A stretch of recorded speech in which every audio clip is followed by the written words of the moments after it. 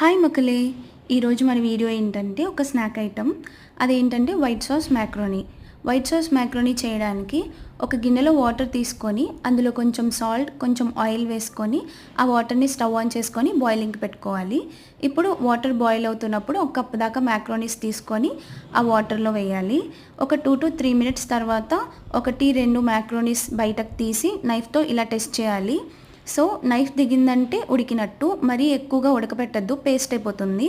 ఇప్పుడు stove off చేసేసి ఆ మ్యాక్రోనీస్ని రూమ్ టెంపరేచర్లో ఉన్న వాటర్తో ఒకసారి ఇలా వాష్ చేసుకొని పక్కకు పెట్టేసుకోండి. ఇప్పుడు ఒక బాండి తీసుకొని అందులో కొంచెం బటర్ వేసుకొని నేనైతే అనియన్స్, క్యాప్సికమ్, స్వీట్ కార్న్ వేసుకుంటున్నా. వెజిటబుల్స్ అనేది మన చాయిస్ అండి. పీస్ వేసుకోవచ్చు, బ్రాకలీ వేసుకోవచ్చు, కాలీఫ్లవర్ వేసుకోవచ్చు, ఏది ఉంటే వేసుకోవచ్చు. నేనైతే ఈ 3 వెజిటబుల్స్ వేసుకొని లైట్గా సాల్ట్ వేసుకొని ఈ వెజెస్ని ఫ్రై చేసుకున్నాను. తర్వాత ఇవి కొంచెం ఫ్రై అయిపోయిన తర్వాత ఒక ప్లేట్లోకి పక్కకు తీసేసుకున్నాను.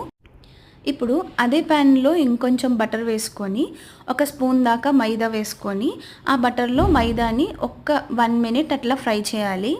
ఫ్రై చేసిన తర్వాత నేను ఇక్కడ ఎందుకు స్టవ్ ఆఫ్ చేశానంటే నాకు బాండి చాలా హీట్ అయిపోయింది, అడుగంటేస్తుందేమో అని చెప్పి నేను స్టవ్ ఆఫ్ చేశానండి.